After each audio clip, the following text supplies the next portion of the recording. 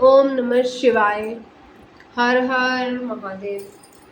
सावन के महीने में शिव पुराण की कथा को सुनने और पढ़ना दोनों ही सभी के लिए लाभदायक और फलदायक है। अब तक हमने इसके 42 अध्याय तक हम पढ़ चुके हैं। स्टार्ट करेंगे अब 43वां अध्याय, शिव जी की अनुपम लीला।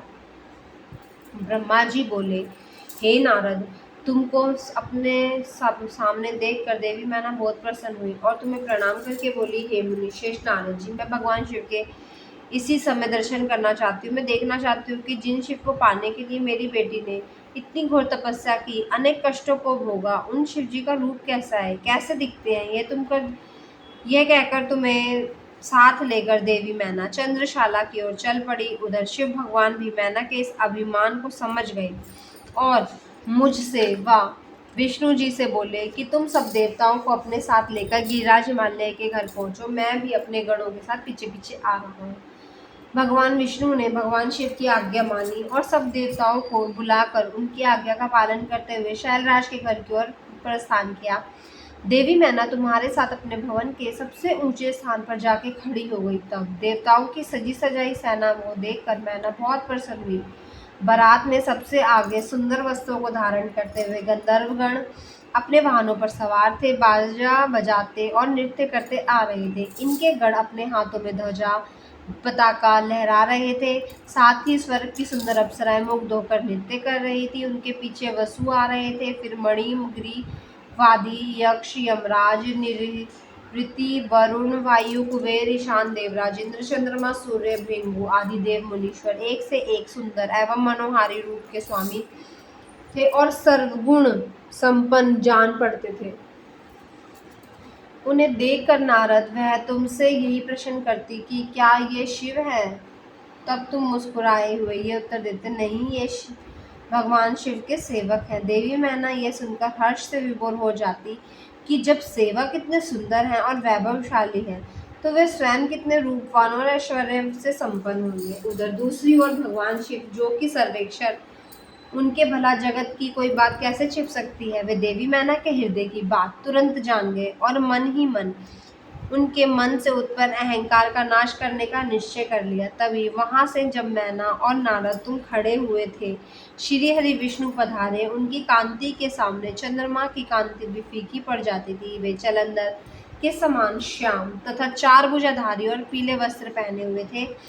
उनके नेत्र कमल दल के समान सुंदर प्रकाशित थे। वे गरुड़ पर विराजमान थे। शंख चक्र आदि उनकी शोभा बढ़ा रहे थे। उनके सिर पर मुकुट जगमगा रहा था। वे वक्ष स्थल में श्री वत्स का चिन्ह थे। उनका सौंदर्य अप्रतिम तथा देखने वालों को मंत्र मुग्ध करने वाला था। उन्हें देखकर देवी मैना के हर्ष की कोई सीमा नहीं रही। वे तुमसे बोली कि जरूर ये पार्वती के पति भगवान शिव होंगे। नारद जी देवी मैना के वचनों को सुनकर मुस्कुराए और बोले कि देवी, ये आपकी पुत्री के होने वाले पति भगवान शिव नहीं, बल्कि क्षीर सागर के स्वामी और जगत के पालन श्री हरि विष्णु हैं। ये भगवान शिव के प्रिय हैं तथा उनके कार्यों के अधिकारी भी हैं। हे देवी गिरिजा के पति भगवान शिव तो संपूर्ण ब्रह्मांड के अधिकारी, वे सर्वेक्षर हैं और वही परम ब्रह्मा परमात्मा है। वे विष्णु जी से भी बढ़कर हैं। तुम्हारी ये बातें सुनकर शिव मैना के बारे में बहुत कुछ सोचने लगे कि मेरी पुत्री तो बहुत भाग्यशाली और सौभाग्यवती है, जिसे धन वैभव और सर्वशक्ति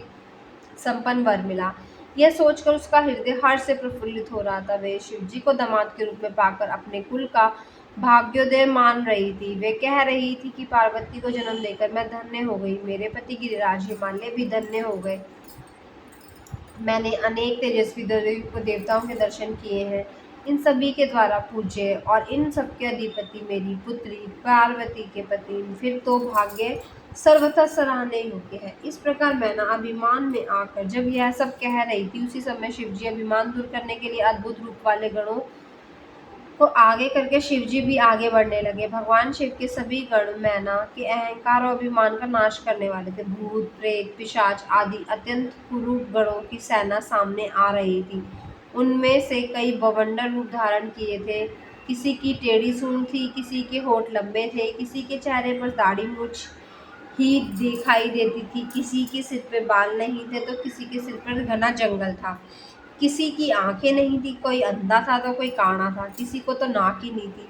कोई हाथों पर बड़े बड़े भारी मुद्गर लाए लिए थे तो कोई औंधा चल रहा था, कोई वाहन पर उल्टा होकर बैठा था। उनमें कितने ही लंगड़े थे, किसी ने दंड और पाश ले रखे थे। सभी शिवगत अत्यंत कुरूप और विकराल दिखाई देते थे। कोई सींग बजा रहा था तो कोई डमरू, तो कोई गोमुख को बजाता हुआ आगे बढ़ रहा था। उनके किसी का सर नहीं था तो किसी का धड़ का पता नहीं चल रहा था, तो किसी के अनेक मुख थे, किसी के चेहरे पर अनगिनत आंखें लगी हुई थी, तो किसी के अनेकों पैर थे, किसी के हाथ नहीं थे तो किसी के कान नहीं थे, तो किसी के अनेक सिर थे। शिवगण के अचंभित करने वाली वेशभूषा धारण की हुई थी। कोई आकार में बहुत बड़ा था, कोई छोटा था। ये देखने में बहुत भयंकर लग रहा था। उनकी लंबी चौड़ी विशाल सेना मदमस्त होकर नाचते गाते आगे बढ़ रही थी। तभी तुमने अंगुली से इशारा करके शिव गणों को दिखाते हुए देवी मैना से कहा, देवी पहले आप भगवान शिव के गणों को देख लो, तत्पश्चात महादेव जी के दर्शन करना। भूतों प्रेतों की इतनी बड़ी सेना को देखकर देवी मैना तो भय से कांपने लगी। इसी सेना के बीच 5 मुख वाले, 3 नेत्रों, 10 भुजाओं वाले, शरीर पर भस्म लगाए, गले में मुंडमाला पहने, गलों में सर्प माला डाले, बाघ की खाल ओढ़े, पिनाक धनुष हाथ में उठाए, त्रिशूल कंधे पर रख कर बड़े कुरूप और बूढ़े बैल पर चढ़े हुए भगवान शंकर देवी मैना को दिखाई दिए। उनके सिर पर जटा जूट थी और आंखें भयंकर लाल थी। नारद, तभी तुमने मैना को बता दिया कि वे शिव हैं। तुम्हारी यह बात सुनकर मैना अत्यंत व्याकुल होकर तेज वायु के झकोरे लगने से टूटी लता के समान धरती पर धड़ाम से गिरकर मूर्छित हो गई। उनके मुख से सिर्फ यही शब्द निकले कि सबने मुझे छल कपट से राजी किया है। मैं सबके आग्रह से मानकर बर्बाद हो गई। मैना के इस प्रकार बेहोश हो जाने पर अन्न की दासियां वहां भागती हुई आई। अनेकों प्रकार के उपाय पश्चात धीरे धीरे मैना होश में आई। 44वां अध्याय, मैना का विलाप और हट।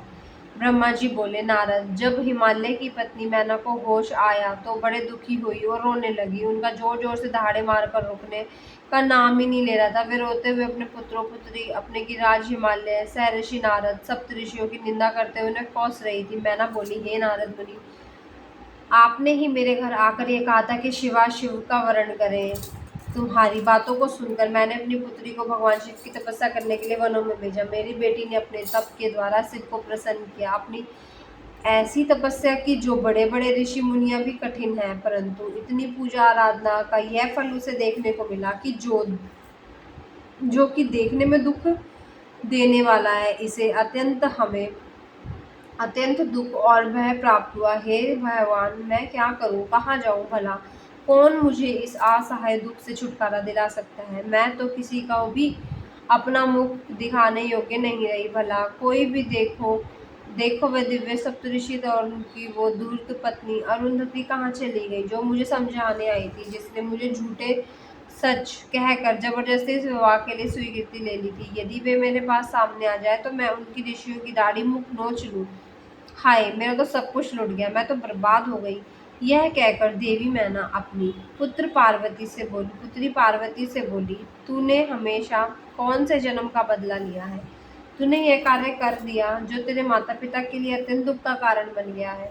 इस प्रकार मैना पार्वती को खूब खरी खोटी सुनाती कहने लगी कि नासमझ, तूने सोने के बदले कांच खरीद लिया, सुंदर सुगंधित चंदन को छोड़ के कीचड़ का लेप कर लिया। यह मूर्खा तो ये भी नहीं समझती कि इसने हंस को उड़ाकर कौवे को पाल लिया। गंगा जल, जिसे सबसे पवित्र समझा जाता है, उसे फेंक कर कुएं के जल को पी लिया। उजाले को पाने की चाह लेकर उसके स्तोत्र सूर्य को छोड़कर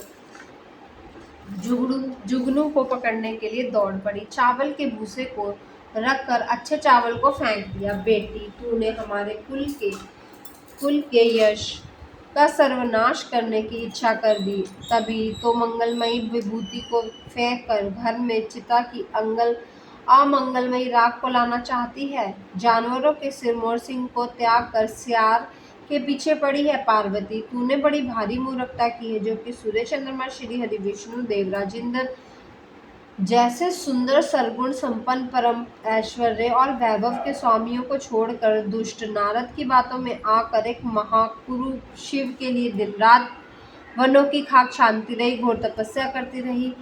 मुझे तेरी बुद्धि, तेरे रूप तथा तेरे सहायता करने वाले प्रत्येक उस मनुष्य पे धिक्कार है जिसने तुझे गलत राह पर चलने के लिए मदद की। हमको भी धिक्कार है कि मैंने, तेरे माता पिता ने तुझे जन्म दिया, सब सुबुद्धि देने वाले उन सप्तऋषियों को भी मैं धिक्कारती हूँ जिन्होंने गलत उपदेश देकर मुझे गलत रास्ते पर लाकर खड़ा कर दिया। उन्होंने तो मेरा घर जलाने का पूरा प्रबंध कर दिया, मेरे कुल को सर्वनाश की कगार पर ले आए। पार्वती, मैंने तुझे कितना समझाया पर तूने जिद पर अड़ी रही। पर अब और नहीं, मैं तेरी एक भी नहीं सुनूंगी। मैं तो अभी तुझे मार डालूंगी। तुझे जीवित रखने का अब कोई प्रयोजन नहीं है। तुझे मारकर खुद की जीवन लीला भी समाप्त कर दूंगी, भले ही मुझे नरक का भागी क्यों ना बनना पड़े। मेरा दिल करता है कि मैं तेरा सिर काट दूं और तेरे शरीर के टुकड़े कर दूं, तुझे छोड़कर कहीं चली जाऊं। यह देख कहकर देवी मैना फिर मूर्छित होकर गिर पड़ी। तब उस समय उनकी ऐसी हालत देखकर सभी देवताओं ने समझाने के लिए उनके पास गए। सबसे पहले मैं उनके पास पहुंचा, तब मुझे देखकर नारद तुमने कहा, देवी, आपको इस बात का ज्ञान नहीं कि शिवजी बहुत सुंदर है। अभी तुमको उनका सही स्वरूप देखा ही कहाँ है। अभी जो कुछ तुमने देखा है वह उनकी लीला मात्र है। देवी, आप अपने क्रोध को त्याग दें और स्वस्थ होकर शुद्ध हृदय से विवाह का कार्य आरंभ करें। इतना सुनना था कि मैना के क्रोध की अग्नि भभक उठी। वे बोली, हे दुष्ट नारद, यहाँ से चले जा। तू दुष्टों का दुष्ट और नीच है। तू मेरे सामने भूलकर भी मत आना। यही इसी समय यहाँ से निकल जा, मैं तेरी सूरत भी नहीं देखना चाहती। मैना के ऐसे वचन सुनकर इंद्राणी देवता दौड़े कर वहां चले गए और बोले कि हे पितरों की कन्या मैना, भगवान शिव तो समस्त चराचर जगत के स्वामी हैं। वे तो सबको सुख देने वाले और सबको वांछित कर वर देने वाले सर्वेक्षण हैं। वे तो भक्त वत्सल और सदा ही अपने भक्तों के अधीन रहते हैं।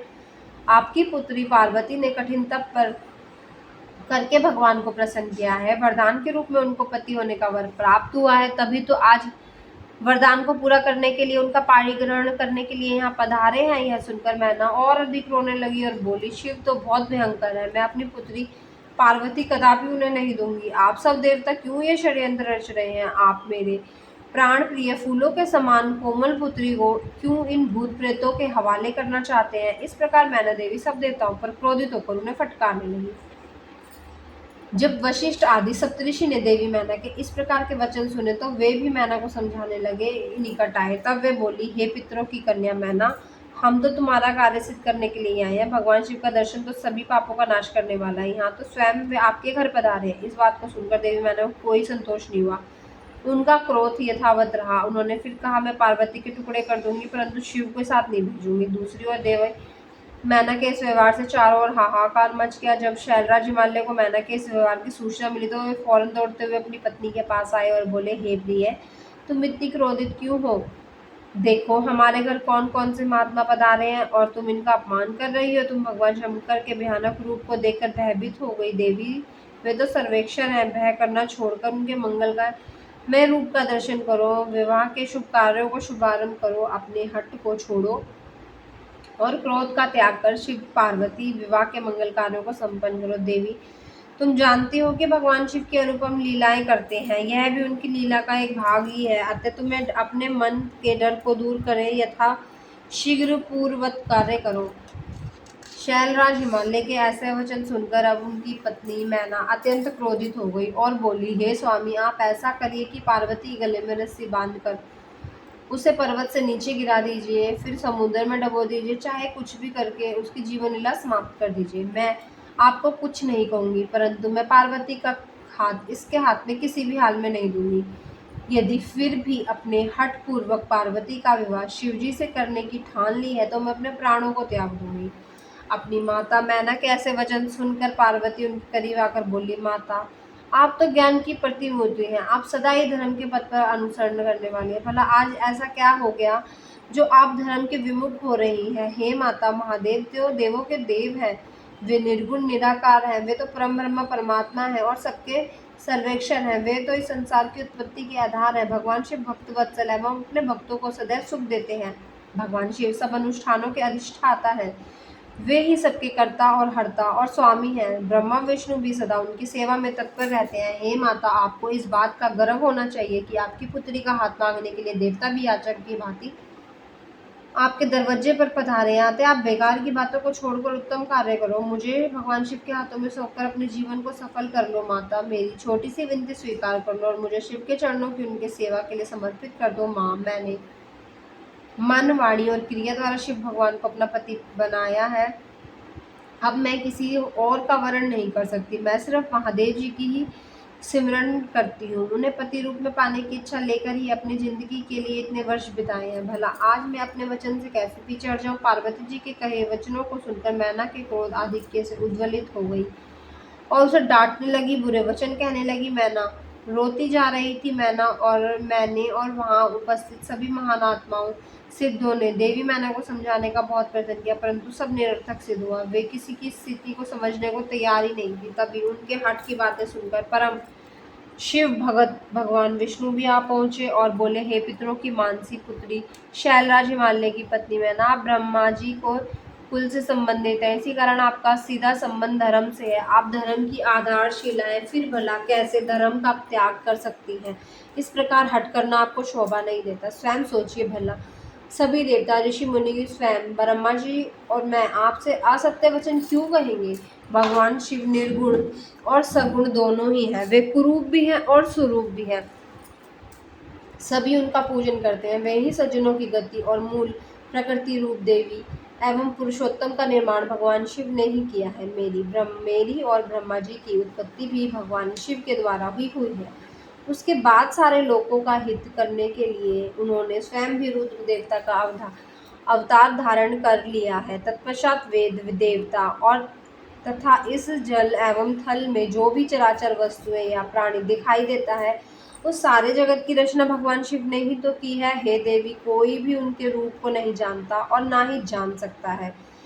यहाँ तक कि मैं और ब्रह्मा जी भी उनकी समस्त लीलाओं को आज तक नहीं जान पाए। इस संसार में जो भी विद्यमान है वह भगवान शिव का ही स्वरूप है। यह तो भगवान शिव की ही माया है, जो वे स्वयं आपको अपने रूप इस प्रकार दिखा रहे हैं। देवी, आप सब कुछ भूलकर सच्चे मन से शिव जी का स्मरण करें, उनके चरणों में अपना ध्यान लगाएं। आपके सारे दुख और कलेश मिट जाएंगे और आपको परम सुख की प्राप्ति होगी। श्री हरि द्वारा मैना को इस प्रकार समझाया गया। देवी मैना का क्रोध कुछ कम हुआ। वस्तुतः शिव जी की माया से मोहित होने के कारण ही वे सब कह रही थी। कुछ शांत होने पर कुछ देर मन में विचार किया। तत्पश्चात मैना श्री हरि विष्णु से बोली, हे प्रभु, मैं आपकी हर बात समझ गई हूँ। मैं यह भी जानती हूँ कि भगवान शिव सर्वेश्वर है, इस जगत के कण कण में व्याप्त है। मैं आपकी इच्छा अनुसार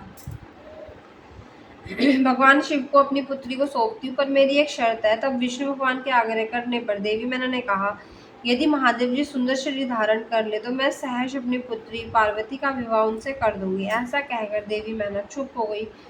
धन्य है भक्तवत्सल त्रिलोकीनाथ भगवान शिव की माया, जो सबको मुंह में डालने वाली है।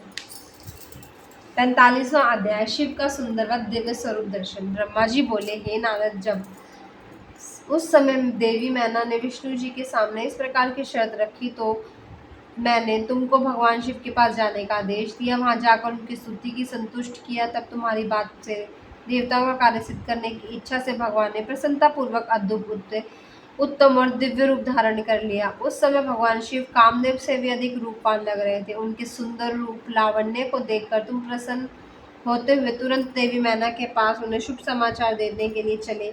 वहां पहुंचकर जाकर देवी मैना बैठी थी। उन्हें देखकर तुम बोले, हे शैलराज की पत्नी और पार्वती की माता मैना, आप चलकर स्वयं शिव जी के सुंदर और मनोहारी रूप का दर्शन करें। यह समाचार पाकर देवी मैना प्रसन्नता की कोई सीमा नहीं रही। वे अपने आप को भगवान साथ लेकर भगवान शिव के दर्शन के लिए गई। वहां पहुंचकर मैंने भगवान शिव के आनंदमय सुंदर रूप के दर्शन किए। शिव जी का मुख करोड़ों सूर्यों के समान तेजस्वी था, सुंदर एवं दिव्य था। उनके विशाल मस्तक पर चंद्रमा सुशोभित था। सूर्य ने सिर पर छत्र धारण कर रखा था। भगवान शिव प्रसन्न मुद्रा में थे। वे ललित लावण्य से युक्त मनोहर गौरवर्ण चंद्रलेखा से अलंकृत होकर बिजली की भांति चमक रहे थे। विष्णु सहित सभी देवता एवं ऋषि मुनि उनकी प्रेम पूर्वक सेवा कर रहे थे। उनके शरीर पर दिव्य अलौकिक सुंदर वस्त्र व आभूषण शोभा पा रहे थे। गंगा और यमुना चंवर झुला रही थी और अनिका आदि 8 सिद्धियां मुग्ध होकर नाच गा रही थी। इस प्रकार भगवान शंकर सुंदर व दिव्य रूप धारण करके बारात लेकर हिमालय के घर की ओर आ रहे थे। उनके साथ साथ में विष्णु जी तथा देवराज इंद्र भी विभूषित होकर चल रहे थे। उनके पीछे पीछे सुंदर एवं अनेक रूप वाले गण सिद्ध मुनि समस्त देवता जय जयकार करते चल रहे थे। समस्त देवता इस विवाह को देखने के लिए बड़े ही उत्कंठित और अपने परिवार के साथ शिव जी के विवाह में सम्मिलित होने के लिए आए थे। विश्व वसु आदि गंधर्व सुंदर अप्सराएं भगवान शिव के यश का गान करने के लिए चल रही थी। भगवान शिव के गिरिराज हिमालय के द्वार पर पधारते ही वहाँ महान उत्सव होने लगा और उस समय महादेव जी की शोभा अद्भुत निराली थी। उनका सुंदर विलक्षण रूप देखकर पल भर में के लिए मैना चित्रलिखित सी हो रह गई। फिर प्रसन्नता पूर्वक बोली, हे देवादिदेव महादेव शिव जी, मेरी पुत्री पार्वती धन्य है जिस घोर तपस्या से आपको प्रसन्न किया। मेरा सौभाग्य है कि आप परम कल्याणकारी भगवान सदाशिव आज मेरे घर पधारे हैं। भगवान, मैं अक्षमय अपराध कर बैठी हूँ। मैंने आपकी बहुत निंदा की। प्रभु, मैं अपने दोनों हाथ जोड़ के आपसे क्षमा मांगती हूँ। कृपया कर मेरी भूल को क्षमा करें, मुझ पर प्रसन्न हो जाइए। इस प्रकार चंद्रमौली भगवान शिव की स्तुति करती हुई शैल प्रिया मैना लज्जित होते हुए नतमस्तक हो गई। उस समय पुरावासिनी स्त्रियां सभी घर के कामों को छोड़कर बाहर आकर भगवान शिव के दर्शन की लालसा लेकर उन्हें देखने का प्रयत्न करने लगी। चक्की पीसने वाले ने चक्की छोड़ दी। पति की सेवा में लगी हुई पति की सेवा छोड़कर भाग गई। कोई तो दूध पीते हुए बच्चों को छोड़कर भाग आई। इस प्रकार सभी अपने अपने आवश्यक कार्यों को छोड़कर भगवान शिव के दर्शन के लिए दौड़ आई। भगवान शिव के मनोहर रूप के दर्शन सबको मोहित हो गई। यह तब सहर शिव जी की सुंदर प्रतिमा अपने मन मंदिर में धारण करके मैं बोली, सखियों, हम सबको अहोभाग्य हिमालय नगरी में रहने वाले नर नारियों के नेत्राज भगवान शिव के दिव्य स्वरूप का दर्शन करके सफल हो गए। आज निश्चय ही हमने संसार की हर विषय वस्तु को पा लिया। शिव जी स्वरूप का दर्शन करने मात्र से ही हमारे सारे पाप नष्ट हो गए। उनकी छवि सर्वथा सब कलेशों और दुखों का नाश करने वाली है। आज उन्हें साक्षात सामने देखकर हमारा जीवन सफल हो गया है। पार्वती ने उत्तम तपस्या द्वारा भगवान शिव को पाकर अपने साथ साथ हम सबका भी जीवन सार्थक कर दिया है। हे पार्वती, तुम निश्चित ही धन्य हो। तुम पार ब्रह्म परमेश्वर भगवान शिव की अर्धांगिनी बनकर इस जगत को सुशोभित करोगी। यदि विधाता पार्वती शिव का इस प्रकार मेल ना कराते तो निश्चित ही उनका सामना परिश्रम निष्फल हो जाता। आज शिव शिवा की इस युगल जोड़ी को साथ देकर हमारे कई कार्य सार्थक हो गए। आज वाकई हम सबको उनके उत्तम धन्य दर्शनों से धन्य हो गए। इस प्रकार कहकर वे पुरावासिनी स्त्रियां अक्षत कुमकुम और चंदन से शिव जी का पूजन करने लगी तथा प्रसन्नता पूर्वक उन पर खीलों की वर्षा करने लगी। वे स्त्रियां देवी मैना के पास खड़ी होकर उनके भाग्य और कुल की सराहना करने लगी। उनके मुख से इस प्रकार शुभ और मंगलकारी बातें सुनकर सभी देवता प्रसन्नित हो गए। 46वां अध्याय, शिव का परीक्षण व पार्वती का सुंदर रूप देख प्रसन्न होना। ब्रह्मा जी बोले, नारद, भगवान शिव सबको आनंदित करने और प्रसन्नता पूर्वक अपने गणों देवताओं सिद्ध मुनियों तथा अन्य लोगों के साथ गिरिराज हिमालय के धाम में गए। हिमालय की पत्नी मैना भी अंदर से शिव जी की आरती उतारने के लिए सुंदर दीपों की सजी थाली लेकर आई। उस समय उनके ऋषि पत्नियां और अन्य स्त्रियां भी मौजूद थी। भगवान शिव का मनोहर रूप चारों ओर उनकी कांति बिखेर रहा था। उनकी शोभा करोड़ों कामदेवों के समान थी। उनके मुख प्रसन्न मुखारबंद पर 3 नेत्र थे। अंग कांति चंपा के समान थी। शरीर पर सुंदर वस्त्र और आभूषण उनके व्यक्तित्व में 4 चांद लगा रहे थे। उनके मस्तक पर सुंदर चंद्र मुकुट लगा था। उनके गले में हार तथा हाथों में कड़े और बाजूबंद आदि शोभा बढ़ा रहे थे। दिव्य और अलौकिक था जो अनायास ही सबको अपनी ओर आकर्षित कर रहा था। उनका मुख अनेक चंद्रमाओं की चांदनी के समान उज्ज्वल और शीतल था। ऐसा परम सुंदर और मनोहर रूप वाले दामाद को पाकर हिमालय पत्नी मैना की सभी चिंताएं दूर हो गई। वे आनंद मग्न होकर अपने भाग्य की सराहना करने लगी। शिवजी को दामाद बनाकर स्वयं को कृतार्थ मानने लगी और पुत्री पार्वती अपने पति हिमालय तथा अपने कुल को धन्य मानने लगी। इस प्रकार प्रसन्नता पूर्वक वे शिवजी की आरती उतारने लगी। आरती उतारते हुए मैना मन में सोच रही थी कि जैसा पार्वती ने महादेव जी के बारे में बताया था वे उससे भी अधिक सुंदर है। इस प्रकार रूप लावण्य तो चित्त को प्रसन्नता देने वाला तथा समस्त पापों और दुखों को नाश करने वाला है। विधि पूर्वक आरती पूरी करने के पश्चात मैना अंदर चली गई। उस समय उस विवाह में पधारी युवतियों ने वर के रूप में पधारे परमेश्वर शिव के सुंदर कल्याणकारी और मनोहारी रूप की प्रशंसा की। वे आपस में हंसी ठिठोली कर रही थी, साथ ही साथ अपनी सखी पार्वती के भाग्य की सराहना की। उस शिवजी के जैसे वर की प्राप्ति हुई। वे मैना से कहने लगी कि हमने तो इतना सुंदर वर किसी के विवाह में भी नहीं देखा। पार्वती धन्य है जो ऐसे पति प्राप्त हो रहे हैं। भगवान शिव के सुंदर मनोहारी रूप के दर्शन करके सब देवताएं सहित ऋषि मुनि भी प्रसन्न हुए। गंधर्व भगवान शिव के यश गान करने लगे, अप्सराएं प्रसन्न होकर नृत्य करने लगी। उस यह समय गिरिराज हिमालय के यहाँ आनंद ही आनंद था। हिमालय ने आदर पूर्वक मंगलाचार किया और मैना सहित वहाँ उपस्थित सभी नारियों के वर का परीक्षण कर दिया और घर के भीतर चली गई। तत्पश्चात महादेव जी व उनके साथ बारात में पधारे सभी महानुभाव जनवासे में चले गए। तत्पश्चात साक्षात दुर्गा का अवतार देवी पार्वती कुल देवी की पूजा करने के लिए अपने कुल की स्त्रियों सहित अंतःपुर से बाहर आई। वहां जिसकी दृष्टि भी पार्वती पे पड़ी उसे देखता ही रह गया। पार्वती की अंग कांति नील अंजन के समान थी और उनके लंबे घने काले केश सुंदर चोटी में गुथे हुए थे। मस्तक पर कस्तूरी की बेदी के साथ सिंदूरी बिंदी उनके रूप लावण्य को बढ़ा रही थी। उनके गले में अनेक सुंदर रत्नों से जड़े हार शोभा पा रहे थे। सुंदर रत्नों ने से बने केयूर वल्य और कंकण उनकी भुजाओं को विभूषित कर रहे थे। रत्नों से जड़े कानों के कुंडल दमकती शोभा से उनके गालों पर अनुपम छवि बना रही थी। उनके मोती के समान सुंदर एवं सफेद दांत अनार के दानों के भांति चमक रहे थे।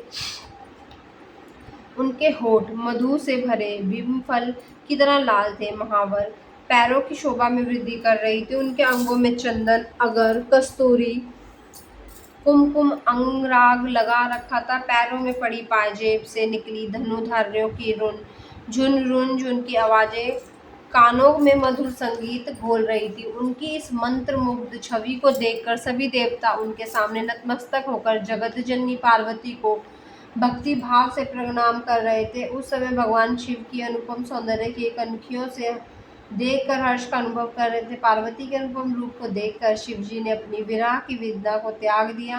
पार्वती के रूप उनको मोहित कर दिया। इधर पार्वती ने कुल देवताओं की प्रसन्नता के लिए विधि विधान से पूजा किया। तत्पश्चात वे अपनी सखी और ब्राह्मण पत्नियों के साथ पुनः महल में लौट गई। उधर वे विष्णु जी व भगवान शिव भी अपने अपने स्थान पर ठहर गए। अभी इस भाग में इतना ही। इससे आगे की कथा हम अगले भाग में करेंगे। तब तक के लिए सभी शिव भक्तों को ओम नमः शिवाय और हर हर महादेव। हर हर महादेव।